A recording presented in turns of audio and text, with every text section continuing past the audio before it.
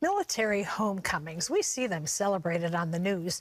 Soldiers return from the combat zone to a hero's welcome of hugs and cheers.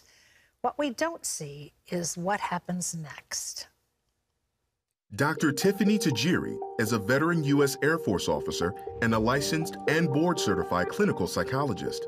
She understands firsthand the loneliness and darkness that can be a part of a veteran's journey.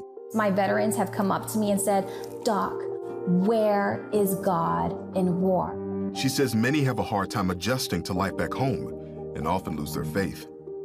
In her book, Peace After Combat, Dr. Tajiri helps veterans and their loved ones who are dealing with the wounds of war to find spiritual and emotional healing so they can have a better future.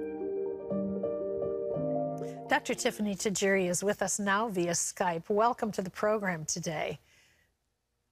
Thank you so much for having me. It's such a blessing. Well, for many combat veterans, being at home can sometimes feel even more foreign than being overseas. How does that happen? The operational tempo of our veterans is incredible when they're overseas. And so when they finally slow down, everything that they saw while they were in combat starts to resurface. It's intrusive memories, intrusive nightmares. And also they feel overstimulated by the environment at large. Multiple factors come into play here. Well, for families, I feel like they're so stranded in this and not expecting it. What do the families of military members need to know when their loved one comes home? Well, to be patient, give them time. I know you want to smother them with hugs and kisses, and that's okay because I'm sure they're meditating in their own minds about that happening. But just be patient because they are adapting. Some have done this a myriad of times. Others, this is the first time. So there's always going to be a transition process wherein they can feel overstimulated. They may need time to be with their brother or sister at arms because they can relate to them. And also just to give them that space, because they need to process, they need to go into prayer if that's what they need to do, if they are believers. They need to decompress from the high operational tempo they experienced in combat, and also to really, truly process and digest what they may have seen that could have hurt their spirit. But doctor, do they even know how to begin to do that? Many veterans have seen the horrors of war, losing friends, maybe struggling with survivor guilt. Some might even blame themselves for those deaths. So what do you say in those situations, and how did they begin the process? Well, I tell them the brain is just like the gut. It has to digest, right? The brain has to digest these incredible experiences, good, bad, and the ugly. And you have to make sense of it. You know, the hallmark trait of PTSD is avoidance. We don't want to deal with it. We don't want to process it. But what we have to do, and God has wired our brain in such an incredible way that it brings these intrusive memories to the forefront because we need to address them. These intrusive memories, these traumatic experiences are toxic. They're poison. So we need to process and digest. And how do we do that? We take the trauma from the amygdala, which is the fear center of the brain, and we bring it to the frontal lobe. We dissect it, right? We look at it from multiple angles. We recognize that God is not the author of our pain and suffering, but He is the one who makes a way through the wilderness and streams in the wasteland. And when we're able to see the blessing in the midst of the hurt and the pain, we actually deconstruct the trauma memory all the way down to the physical substrates, the proteins, the DNA, and it doesn't file back into the fear center of the brain in the amygdala. It actually just goes back to the hippocampus, which is the regular long-term memory. But the most important thing when it comes to healing is letting our service member know that God is on your side.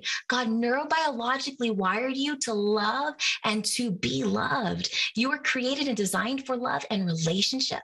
And in order to have love, you have to have relationship. And in order to have relationship, you have to have free will. God's never going to take away your free will, right? It's the way He created you in His image that we can do things and think and act with consequences. And so when bad things happen, we recognize maybe because of some other person's free will that was negative. And it's not God operating on that end. But what He will do is He will turn beauty for ashes. He didn't create us to be robots or to be automatons. He gave us that free will. But when we misuse it, he continues to help us to thrive. He gives us grace. He gives us forgiveness, right? And then he also gives us the opportunity to have that divine restoration. Yeah, you've developed a process called rhythm restoration. What's that? So rhythm helps regulate the autonomic nervous system. It helps to calm you. You know, if I look out at my waiting room, I see 100 legs bobbing up and down. Everybody's nervous, so it helps to calm you. First thing you ever heard in your mother's womb was her heartbeat, right? You were developed to a rhythm. In scripture, it says, walk with me, work with me, watch how I do it, learn my unforced rhythms. Rhythms are so important, of grace, right? So the second part is bilateral stimulation, and my soldiers love bilateral stimulation. They don't know how they're using it on a regular basis when they go on a ruck, a march, or a walk. That's bilateral stimulation. You're triggering both hemispheres of your brain in that movement, right? Simply doing this is bilateral stimulation. We do it organically in REM sleep, but then we add the component of visualization. Now, what's interesting is there's a difference between the mind versus the brain. Now, the mind is the intelligent part and the brain is the globular goop in your head, and the mind determines how the brain is going to be wired. So the brain doesn't know the difference between a real and an imagined experience. So I have them visualize God in the midst of their painful experiences. And when they see God acting on their behalf, going before them, yea, as I walk through the valley of the shadow of death, I will fear no evil because he is with me. When they see the beautiful camaraderie, the love, the miracles in the midst of combat,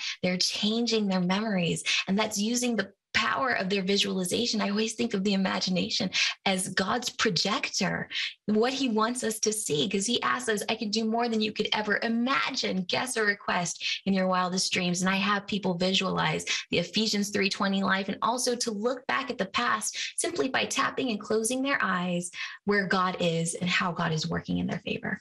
I want to say that your book is called Peace After Combat, Healing the Spiritual and Psychological Wounds of War. Her book is available nationwide. Dr. Tajiri, thank you for the work you're doing. So important and so wonderful that you're able to help find freedom for so many. God bless you.